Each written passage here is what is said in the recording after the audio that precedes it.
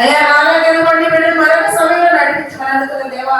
అయ్యా ఎందుకు చిన్నబండి బిడ్డలు రావడానికి సహాయం చేయమని అడుగుతున్న దేవా. వాళ్ళ హృదయాలు ప్రేరేపించిన ప్రభా. అయ్యా సేవచ్చిన బిడ్డలు చేర్చమని అడుగుతున్న దేవానికి స్తోత్రులారా. ప్రభా మరొకసారి జ్ఞాపకం చేసుకుని అయ్యా నీ నోటి బోరగా వాడికి తండ్రి గురైనా వారి రాక పక్కన ఉన్న దేవానికి స్తోత్రులారా. పరిశుద్ధాత్మ దేవా ఇదిగోనైనా నీ సన్నిధిలో ప్రభా ఇదిగో దుఃఖాసాలు ఉన్న బిడ్డలు కూడా నాయనా ఇదిగో జ్ఞాపకం చేసుకుని అడుగుతున్న దేవానికి స్తోత్రులారా. బలహీన గుణవారి బలపరిచే దేవుడు నీవు తండ్రి. అయ్యా ఇదిగో నీ ఎడల తండ్రి గురైనా అయ్యా నమ్మకం నీ వల్ల సమస్తం సాధ్యమైన దేవుడు కాబట్టి అయినా అయ్యా నమ్మేవారు ఉండాలి కానీ ప్రభా ఆచారంగా అలవాటుగా చేయవద్దు కానీ ప్రభా అయ్యా నీ సన్నిధిలో అయినా జ్ఞాపకం చేసుకో. అయ్యా ఇదిగో సరసరగా దేశాలు పట్టుకుని దేవా.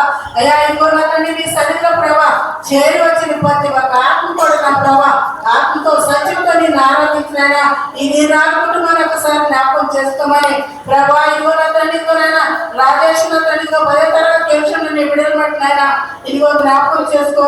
వాడికి మంచి జ్ఞానం దయచేమని అడుగుతున్న దేవునికి స్తోత్రున్నాయినా. ఇదిగో ప్రేమ సమాధానం ప్రభా ఇదిగోనైనా నీ బిడ్డగా తండ్రి నీ బిడ్డతో పాటు ఎందరైతే ఉన్నారు ప్రభా అటు బిడ్డలందరూ కూడా నాన్న ఐక్యత కలిగి జీవించే నీ ప్రభు దయచేయమని పరిశుద్ధాత్మ తోడుగా నేడమని ప్రభా ఇదిగో దేవుడు మరొకసారి జ్ఞాపకం చేసుకుని అయ్యా నేను వాటి కోరగా వాడుకుని మా హృదయానికి కావాల్సిన వస్తువులను అందించమని అడిచిన దేవా. అయ్యా నేను అడిగేదే ప్రభు నీ కార్యం జరిగించిన దేవుడు నీ కాబట్టి అయినా నువ్వు ఉన్నవాడు మనవాడు అయినప్పుడు తండ్రి మాట్లాడేనా కడపవాడే జీవించేవాడేనా అంటావు. ఈ సన్నిధిలోనైనా ప్రతి ఒక్కరు కూడా ఈ శ్వాస కలిగి పట్టుదల కలిగి నడిపించే బిడ్డగా సహాయం చేయమని మా ప్రభా మా రక్షణ తండ్రి ద్వారా యేసయ్య నామములో బతిమాడి ప్రార్థించుకున్నాను తండ్రి. ఆమేన్. దయచేసి అందరం కూడా కూర్చుందాం.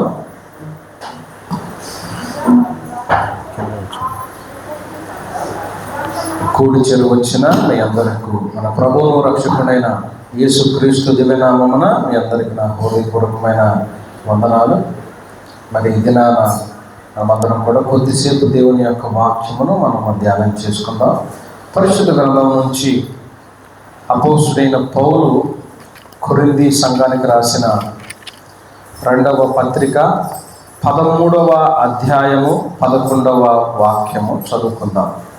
అపోస్తుడైన పౌలు కొరింథీ సంఘానికి రాసిన 2వ పత్రిక 13, 11 నుంచి మనం చదువుకుందాం. తుదకు సహోదరులారా సంతోషించుడి, సంపూర్ణులై ఉండుడి, ఆదరణ కలిగి ఉండుడి, ఏక మనసు గలవారై ఉండుడి, సమాధానముగా ఉండుడి, ప్రేమ సమాధానములకు కర్తయగు దేవుడు మీకు తోడై ఉండును. ప్రియమైన దేవుని బిడ్డలారా, అపోస్తుడైన పౌలు కొరింథీ సంఘానికి 2 పత్రికలు రాశాడు. ఆయన ఆ 2 పత్రికల్లో మనం చదువుకున్నటువంటి వాక్య భాగము 2వ పత్రికలోనేది. ఆ 2 పత్రికల్లో చాలా విషయాలను గురించి, కొరింథీ సంఘములో ఉన్న లోటుపాట్లను గురించి, వారిలో ఉన్నటువంటి మంచిని గురించి అనేకమైన విషయాలను అపోస్తుడైన పౌలు వివరించి తొదకు అనేటువంటి మాటను ఆయన ఉపయోగించాడు. అనగా ముగింపు మాటలుగా, ఆ యొక్క కొరింథీ సంఘానికి ముగింపు మాటలుగా అపోస్తుడైన పౌలు చెబుతూ ఉన్నటువంటి ఈ యొక్క సందర్భంలోనేటువంటిది ఏంటి ఆ ముగింపు మాటలు కొరింథీ సంఘానికి అపోస్తుడైన పౌలు తెలియజేస్తున్నది అని అంటే, ఇక్కడ మనం చూసినట్లయితే తుదకు సహోదరులారా సంతోషించండి, సంపూర్ణులై ఉండండి, ఆదరణ కలిగి ఉండండి, ఏక మనస్సు గలవారై ఉండుడి. ఎలా ఉండమంటున్నాడు ఆయన? అపోస్తుడైన పౌలు కొరింథీ సంఘానికి చెప్తూ ఈ మాటలన్నీ కూడా చెప్తున్నాడు ఆయన. మీరు సంతోషంగా ఉండండి, ఆదరణ కలిగి ఉండండి, మీరు సంతోషించండి, సంపూర్ణులై ఉండండి. అంత మాత్రమే కాదు కానీ మీరు ఏక మనసులై ఉండండి అంటున్నాడు. గమనించండి, సంఘం ఎలా ఉండాలంట? చెప్పాలి. సంఘం ఎలా ఉండాలంట? ఏక మనసు కలిగినదిగా ఉండాలంట. అంటే ఇప్పుడు సంఘము అనగా ఈ 4 గోడలు మాత్రమే కాదు కానీ, ప్రియమైన దేవుని బిడ్డలారా, జాగ్రత్తగా మనం చూడగలిగితే ఈ సంఘములో ఉన్న ప్రతి ఒక్కరము కూడా మనమందరం కూడా ఎలా ఉండాలి అని అంటే ఏక మనస్సు కలిగిన వారమై ఉండాలి. శరీరాలు దేహాలు మాత్రమే వేరు, కానీ మన ఆలోచన, మన మాట, మన ప్రవర్తన అంతా కూడా ఏకమై ఒక్కటై ఉండవలసినదిగా అపోస్తులైన పౌలు కొరింథీ సంఘానికి చెప్తున్నట్లుగానే ఆ వాక్యము కూడా మనకి కూడా అనువర్తించగలుగుతుంది. మనము కూడా సంఘములో ఎలాగున ఉండాలని అంటే మన శరీరాలు మాత్రమే, చాలామంది మనుషులం ఇక్కడ కూడి ఉన్నాం, అయితే అనేక మందికి అనేక అభిప్రాయాలు ఆలోచనలు ఉండొచ్చు, కానీ సంఘములో చేర్చబడిన మనము ఒకే మనసు కలిగిన వారముగా ఉండాలని అపోస్తుడైన పౌలు ఇక్కడ మనకు చెప్తున్నట్లుగా మనం చూడగలుగుతూ ఉంటాం. గమనించండి, లోకములో ఎన్నో క్రోధులు ఉంటాయి, ఎన్నో పగలు, ఎన్నో కక్షలు ఉంటాయి, ఎన్నో తగాదాలు ఉంటాయి. అయితే సంఘములోనికి వచ్చిన తర్వాత, క్రీస్తు రక్తంలో కడగబడిన తర్వాత, ఆ లోపల ఉన్నటువంటి బయట ఉన్నటువంటివన్నీ కూడా లోకంలో ఉన్నవి మన దగ్గర కాదు, కానీ మనము మాత్రం అందరము కూడా ఏక మనస్సు కలిగిన వారముగా మనము ఇక్కడ ఉండాలని చెప్పి ఆయన చెబుతూ ఉన్నాడు. గమనించండి, మనం ఆరాధిస్తున్న దేవుడు కూడా ఎలాంటి వాడో తెలుసా? అందుకని ఆయనను గురించి యోబు గ్రంథంలో ఒక మాటను మనం చూడగలుగుతూ ఉన్నాం. చూడండి, 23వ అధ్యాయము, యోబు పుస్తకము 23వ అధ్యాయము 13వ వాక్యాన్ని ఒకసారి మనం చూద్దాం.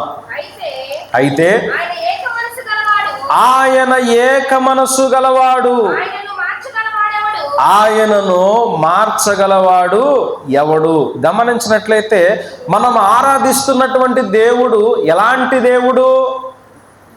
ఆయనను చూడగలిగితే ఆయన ఏక మనస్సు కలిగిన వాడు.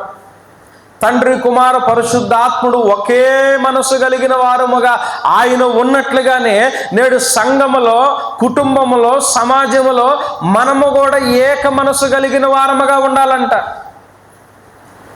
ఏక మనసు కలిగిన వారముగా మనం ఉన్నప్పుడు మన కుటుంబాలు సంతోషించగలుగుతాయి, మన సంఘము సంతోషించగలుగుతుంది, ఆనందించగలుగుతాం.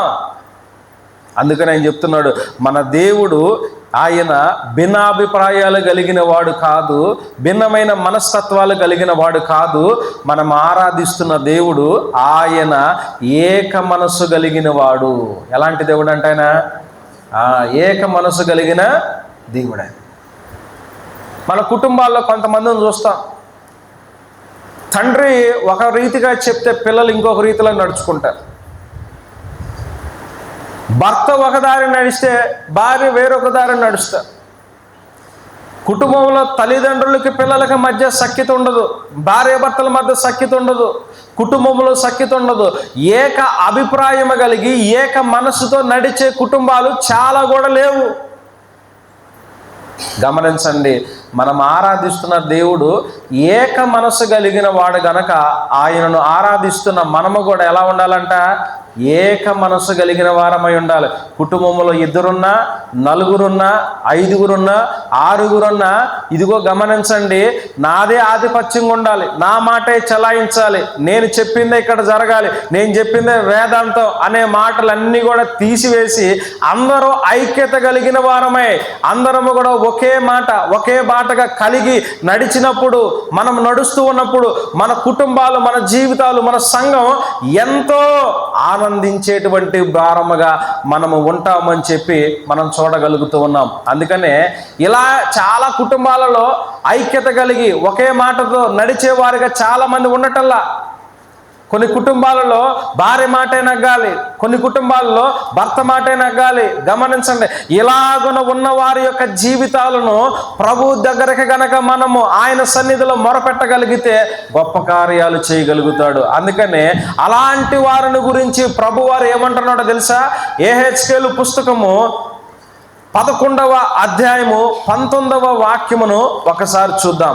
యెహెజ్కేలు పుస్తకము, వారు నా కట్టడలను, నా విధులను అనుసరించి గైకొనున్నట్లు నేను వారి శరీరములో నుండి రాతి గుండెను తీసివేసి వారికి మాంసపు గుండెను ఇచ్చి వారికి ఏక మనసు కలగచేసి వారి యందు నేను నూతన ఆత్మను పుట్టిస్తా. గమనించండి, ప్రభువారు చెప్తున్నటువంటి మాట ఏంటి? సర్వాధికారి సర్వశక్తుడైనటువంటి దేవుడు చెప్తున్న మాట, ఇదిగో ఎవరైతే గైకొనటం లేదో, నేనే చలాయించాలి, నేనే ఆధిపత్యం కలిగించాలి, నా మాటే వినాలి, నేను చెప్పిందే వినాలి అన్నట్లుగా ప్రవర్తించేటువంటి వారు, దేవుని సన్నిధిలో విరోధముగా నడుస్తున్నటువంటి వారి జీవితాలలో ప్రభువారు చెప్తున్న మాట, నేను వారి శరీరంలో నుండి రాతి గుండె అనగా కఠినమైన హృదయం. ఏ హృదయం అంట? కఠినమైన హృదయం. ఎదుటి వాళ్ళు ఏమనుకుంటారో అనుకోకుండా మాట్లాడే వాళ్ళు ఉంటారు కొంతమంది. ఎదుటి వాళ్ళు నేను ఎలాగున ప్రవర్తిస్తే వారు బాధపడతారేమో అని ఆలోచించుకోకుండా ప్రవర్తించే వాళ్ళు మరికొంతమంది. ఇష్టానుసారంగా ప్రవర్తించి ఇష్టానుసారంగా నడుచుకునేటువంటి కఠినాత్ములైనటువంటి వారిని గురించి ప్రభువారు చెప్తున్నారు. ఆ కఠినాత్ములను, కఠినమైన హృదయం కలిగిన వారిని నేను మార్చి వారిని ఆ రాతి గుండెను తీసివేసి ఏమిస్తానంటున్నాడు ఆయన? మాంసపు గుండెనిచ్చి తర్వాత మాట ఏమన్నాడు ఆయన? వారిని నేను ఏక మనసు కలిగిన వారిగా చేస్తాను. ఒక ఆయన అంటాడు వచ్చి, నా భార్య అసలు వినటం లేదండి అన్నాడు. ప్రభువుకి అప్పగించయ్యా, ప్రార్థనకు కూడా రాదండి అన్నాడు. నేను వస్తున్నాను కానీ మా ఆవిడ రావట్లేదండి అన్నాడు. ప్రభువుకి అసాధ్యమైనది ఏమీ లేదు. ఆయన ప్రార్థనకు వస్తే ఎందుకు వెళ్తున్నామని అడిగిద్ది అన్నాడు. గమనించండి ప్రియమైన దేవుని బిడ్డలారా, మన జీవితాలలో, మన కుటుంబంలో, మన బ్రతుకులో కొంతమంది భార్యలు ఉన్నారు, వారు మందిరానికి రారు. కొంతమంది భర్తలు ఉన్నారు, వారు మందిరానికి రారు. వాళ్ళు చక్కగా తాగి పడిపోయి ఉంటే రావయ్య ప్రార్థన కంటే నవ్వు ప్రార్థన ఏంది ప్రార్థన, నాకు లేదు పని, మీకు ఆడికి లేదు అన్నట్టు ఉంటుంది. అలాగను ప్రవర్తించే కఠినాత్ములను కూడా ప్రభువారు అంటున్నారు, ఇదిగో నేను వారికి రాతి గుండెను, రాతి స్వభావము, కఠినమైన స్వభావము, కఠినమైన మనసు కలిగిన వారిని నేను మెత్తని హృదయము కలిగిన వారిగా మార్చి నేను ఏక మనసు కలిగిన వారిగా మారుస్తాను. స్తోత్రం చేద్దాం. హల్లెలూయా. ఎంతమంది మీ మాట వినటం లేదో, ఎంతమంది కుటుంబాల ఐక్యత కలిగి లేవో, ఎంతమంది కఠినముగా ఇంట్లో ప్రవర్తించేవారుగా ఉంటున్నారేమో, ఎంతోమంది కఠినముగా మాట్లాడేవారుగా ఉంటున్నారేమో, కఠినమైన స్వభావం కలిగిన వారుగా ఉంటున్నారేమో. అయితే ప్రభువు మాట్లాడుతున్నాడు, అలాంటి వారిని నేను మార్చి, ఇదిగో నేను మీ కుటుంబంలో, మీ సంఘములో నేను ఏక మనసు కలిగిన వారిగా నేను చేస్తాను. ఎలా చేస్తాడంట ప్రభువారు? ఏక మనసు కలిగిన వారుగా నేను చేస్తానంటున్నాడు. కాబట్టి మనము కూడా అపోస్తులైన పౌలు చెప్తున్నాడు కొరింథీ సంఘానికి, మనమందరము కూడా ఎలా ఉండాలంట? ఏక మనసు కలిగిన వారముగా ఉండాలంట. మనం ఆరాధిస్తున్నటువంటి దేవుడు ఆయన ఏకమైన మనసు కలిగిన వాడు. ఎవరైతే ఏక మనసు కలిగి లేకుండా ఉన్నారో వారి జీవితాలను, వారి హృదయాలను మార్చి వారిని కూడా ఏకమైన మనసు కలిగిన వారిగా చేయ శక్తిమంతుడు నేను ఆరాధిస్తున్నటువంటి దేవుడు. స్తోత్రం చేద్దాం ఆయన. హల్లెలూయా. గమనించండి, మరి ఎందుకు మనం ఏక మనసు కలిగి ఉండాలి? ఏక మనసు కలిగి ఉండటం వల్ల కలిగే ప్రయోజనాలు ఏంటి? బైబిల్ గ్రంథంలో 1-2-3 మాటలు నేను చెప్పి నేను ముందుకు వెళ్ళాలనుకుంటున్నాను. గమనించండి ప్రియమైన దేవుని బిడ్డలారా, ఏక మనసు కలిగి ఉండటం వలన మనకు జరిగేటువంటి విషయము, లాభాలేంటో, ఉపయోగాలు ఏంటో 1-2-3 మాటలు నేను చెప్తాను. పరిశుద్ధ గ్రంథం నుండి చూద్దాం. మొదటి మాటగా మనము ఎందుకు ఏక మనసు కలిగి ఉండాలో నేను చెప్తున్నాను. చూడండి, అపోస్తుల కార్యగ్రంథములు 1వ అధ్యాయము 14వ వాక్యమును మనము ధ్యానం చేద్దాం. వీరందరూ వీరితో కూడా కొందరు స్త్రీలను యేసు తల్లి అయిన మరియయు ఆయన సహోదరులను ఏక మనస్సుతో ఎడతెగక ప్రార్థన చేయుచుండిరి. గమనించండి ప్రియమైన దేవుని బిడ్డలారా, యేసుక్రీస్తు ప్రభువారు సిలువ వేయబడి మరణించి 3వ దినాన తిరిగి లేచి ఆయన అనేక దినములు కూడా శిష్యులకు కనబడి శిష్యులతో మాట్లాడిన తర్వాత ఆయన తండ్రి దగ్గరకు ఆరోహణం అవుతున్నప్పుడు యేసుక్రీస్తు ప్రభువారు ఒక మాట చెప్పారు శిష్యులకి.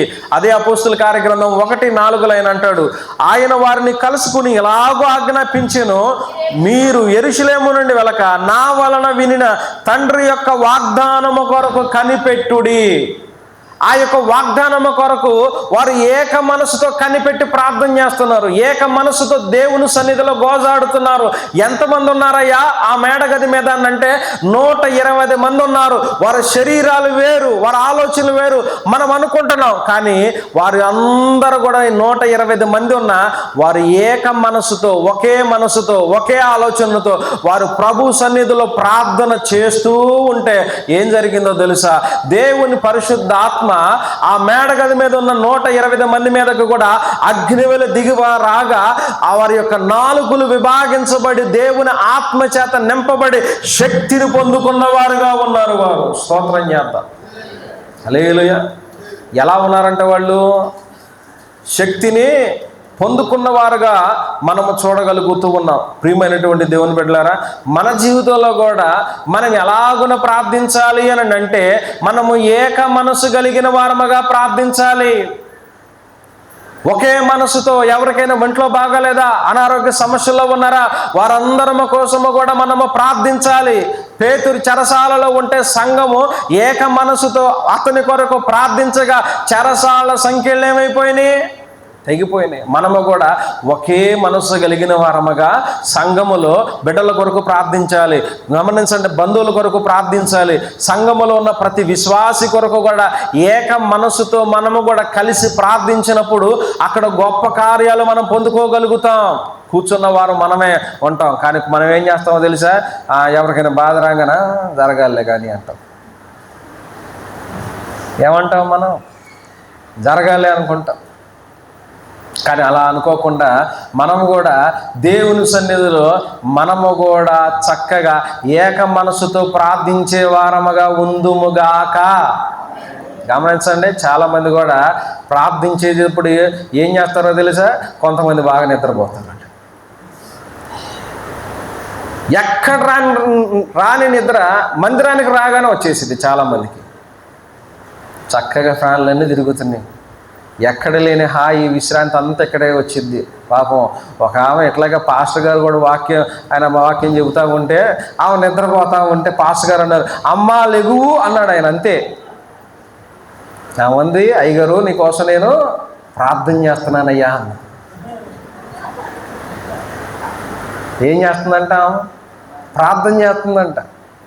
గమనించండి, చెప్పేటప్పుడు చక్కగా దేవుని వాక్యం వినకుండా అమ్మగారు ప్రార్థన చేస్తుందంట. గమనించండి, మనము నిద్రతో చాలామంది కూడా ప్రార్థన చేసేవారుగా ఉంటాం. అలాగునగాక ఏక మనసు కలిగి దేవుని సన్నిధిలో మనము ప్రార్థించినప్పుడు దేవుడు మన మొర ఆలకించగలుగుతాడు. వారు 120 మంది దేవుని ఆత్మ కొరకు వారు ఏక మనసుతో ప్రార్థించగా దేవుని యొక్క ఆత్మను పొందుకున్న వారుగా శక్తి చేత నింపబడి వారు గొప్ప కార్యాలు అక్కడ జరిగించిన వారుగా మనం చూడగలుగుతున్నాం. దేవునికి స్తోత్రం చేద్దాం. హల్లెలూయా. అందుకనే మన కుటుంబాల్లో చాలా మంది కూడా ఏక మనసులు కలిగిన వారముగా ఉండం. అందరిలో ఒక్కొక్క మాట, ఒక్కొక్క దారి, ఒక్కొక్క ఆలోచనలు. అందుకనే మన కుటుంబాలు దీవించబడలేకపోతున్నాయి, మన కుటుంబాలు ఆశీర్వదించబడలేకపోతున్నాయి.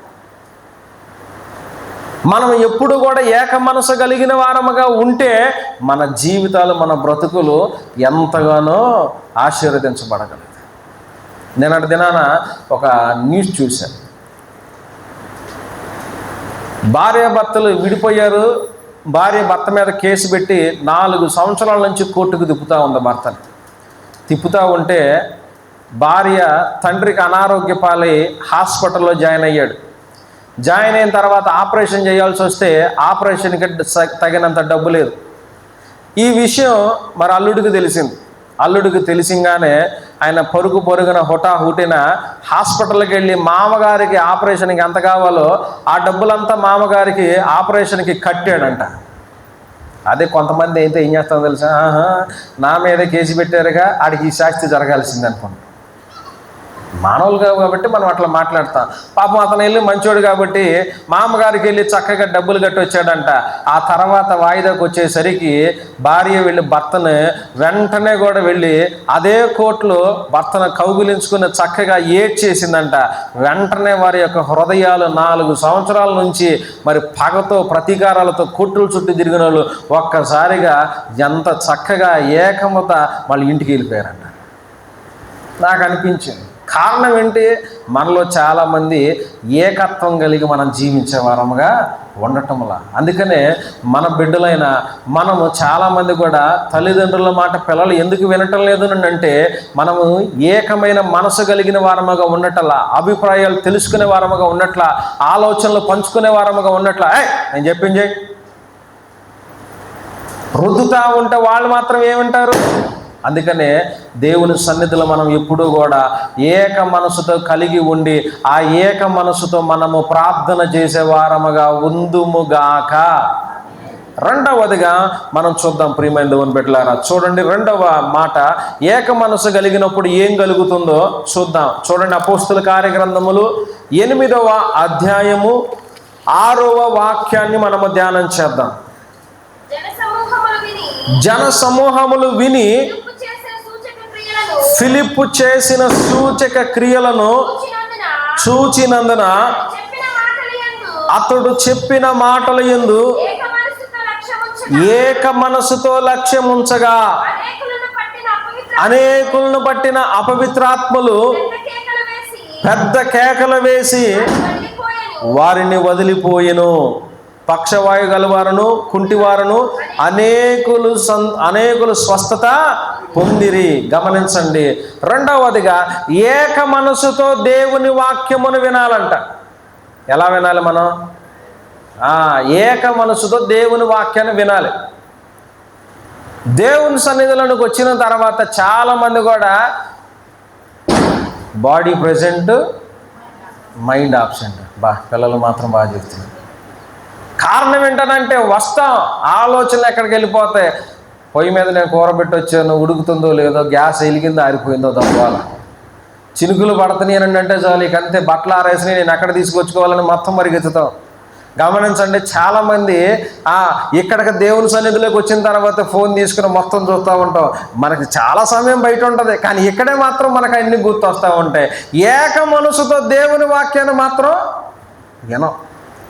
నేను ఒక మీటింగ్కి వెళ్తే పక్కన కూర్చున్నాను, ఆ పాస్టర్ గారు చెప్పే వాక్యాన్ని కాకుండా పక్కనున్న వాక్యాలు రాసుకుంటున్నాడు. నేను అనుకున్నా ఏ వింటున్నాను అనుకున్నా. చాలామంది కూడా చేసేది అదే, దేవుని సన్నిధికి వస్తారు కానీ ఏక మనసుతో దేవుని వాక్యాన్ని వినేవారుగా ఉండరు. కారణం ఏంటో తెలుసా? ఐతువుకు ఆయన దేవుని వాక్యం వినకుండా నిద్ర వలన జోగి కింద పడిపోయాడు. ఆయన పాపం చచ్చిపోతే పౌలయ్య గారు ఏదో వచ్చి దేవుని కృపను బట్టి ఆయన లేపి బ్రతికించాడు. ఆడు బ్రతికాడు కాబట్టి సరిపోయింది, లేదంటే ఇంకెవడోడు కూడా అక్కడ ఉండేవాడు కాదు. దేవుని మహాకార్యం ఏంటి అనంటే చాలామంది కూడా ఇక్కడ జరిగిన సంగతిని మీరు జ్ఞాపకం చేసుకోనండి. అక్కడ ఫిలిప్పు సమరయ అనేటువంటి ప్రాంతానికి వెళ్ళాడు. ఆ సమరయ అనేటువంటి ప్రాంతానికి వెళ్ళి ఆయన దేవుని వాక్యాన్ని చెప్పగా అక్కడ అనేక మంది దేవుని వాక్యాన్ని శ్రద్ధగా ఆలకించారంట, ఏక మనసుతో విన్నారంట. జరిగిన విషయం ఏంటో తెలుసా? వారిలో దురాత్మలన్నీ కూడా వెళ్ళిపోయినాయంట. రోగులు వచ్చిన వారందరూ కూడా స్వస్థత పొందారంట. పాస్టర్ గారు, జై నీ పేరేంటో చెప్పు, ఎక్కడి నుంచి వచ్చా, ఎన్ని రోజులైంది వచ్చి? ఆయన అడగల. యేసునామములో పో, వదిలిపో అని ఏం ప్రార్థన చేయాల. ఆయన వాక్యం చెప్పాడు, శ్రద్ధగా విన్నారు. వారిలో ఉన్న దురాత్మలు వెళ్ళిపోయినాయి. చాలామంది కూడా ఈ యొక్క క్రమాన్ని పాటించుకోకుండా మళ్ళా ప్రత్యేక విడుదల కార్యక్రమాలు పెడతా ఉంటారు యేసునామములో. మళ్ళీ వాళ్ళు ఏం చేస్తారో తెలుసా? దయ్యాలను వల్లగొడతాం. గమనించండి, అనేక మందిని రోగులు బాగు చేయటం, అనేక మంది వాక్యం చెప్పకుండా ఈ కార్యక్రమాలకు ఎక్కువ ప్రాధాన్యత ఇస్తారు. కానీ ఫిలిప్పు సమరయలో చేసిన పరిచర్య ఏంటో తెలుసా? దేవుని వాక్యానికి అధికమైన ప్రాధాన్యత ఇచ్చాడు. అక్కడ ఎవరికి కొబ్బరి నూనె రాసి ప్రార్థన చేయకుండానే రోగులు స్వస్థపడ్డారు. ఎవరి చేతుల మీద పో అనుకుండానే దురాత్మలు వెళ్ళిపోయినాయి. ఎందుకో తెలుసా? వారు శ్రద్ధగా దేవుని వాక్యం విన్నారు. స్తోత్రం చేద్దాం. హల్లెలూయా. మన జీవితాల్లో కూడా దేవుడు గొప్ప కార్యాలు జరిగించాలనంటే ఏక మనసుతో దేవుని వాక్యమును మనం విన్నప్పుడు, లక్ష్య పెట్టినప్పుడు మన జీవితంలో దేవుడు గొప్ప కార్యాలు చేస్తాడు. స్తోత్రం చేద్దాం. హల్లెలూయా. అందుకని మనం ఎలాగ ఉండాలి? మనం ఏక మనసుతో మనము దేవుని వాక్యాన్ని వినేవారముగా ఉండాలి. ఒక రోజు నా భార్య భర్త ఇద్దరు గొడవ వచ్చిందండి. గొడవ వచ్చిన తర్వాత భార్య అంది, నేను ఎట్టి పరిస్థితుల్లో నీ దగ్గర ఉన్నాను, నేను నా పుట్టింటికి వెళ్ళిపోతున్నాను, నా పిల్లల్ని తీసుకుని వెళ్ళిపోతున్నాను, ఏం చేస్తావు జావు, నువ్వు ఇక్కడే పడి జావు, నాకు అనవసరం అని చెప్పి నేను వెళ్ళిపోతున్నానని వెంటనే రెడీ అయ్యి మొత్తం సర్దేసుకుని వెళ్తా భర్తకు చెప్పింది. నేను తీసుకొచ్చినటువంటి సామాన్లు కూడా తీసుకెళ్తున్నాను, అవి ఇక్కడ ఉండటానికి వీలు లేదని చెప్పి ఒక లారీని తీసుకొచ్చి అన్నీ కూడా ఎక్కిచ్చేసిందండి. మంచం ఎక్కిచ్చేసింది, ఫ్రిడ్జ్ ఎక్కిచ్చేసింది, బీరువా ఎక్కిచ్చేసింది, టీవీ ఎక్కిచ్చేసింది, డైనింగ్ టేబుల్ ఎక్కిచ్చేసింది, డ్రెస్సింగ్ టేబుల్ ఎక్కిచ్చేసింది, మొత్తం ఎక్కిచ్చేసిన తర్వాత తన పుట్టింటికి తీసుకెళ్ళిపోయిన తర్వాత దించేటప్పుడు అండి బీరువా మాత్రం బరువుగా ఉందండి. బాగా మంచం దించారు, అన్నీ దించారు. ఎక్కించేటప్పుడు బీరువా బట్టలన్నీ తీసి పైకి ఎక్కించేటప్పుడు ఖాళీగానే ఉంది, కానీ దించేటప్పుడు మాత్రం బరువుగా ఉంది.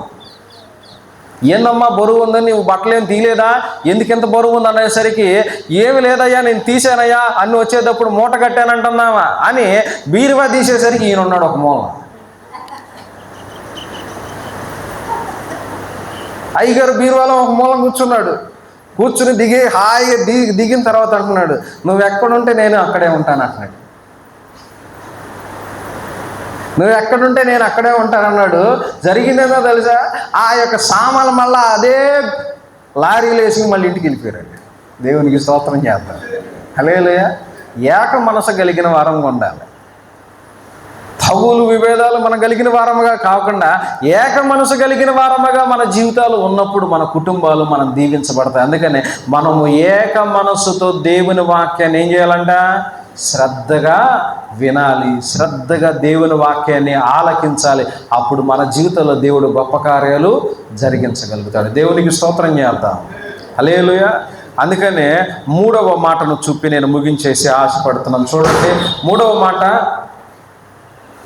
పేతురు రాసిన మొదటి పత్రిక 3వ అధ్యాయము 8వ వాక్యాన్ని మనం చదువుకుందాం. తుదకు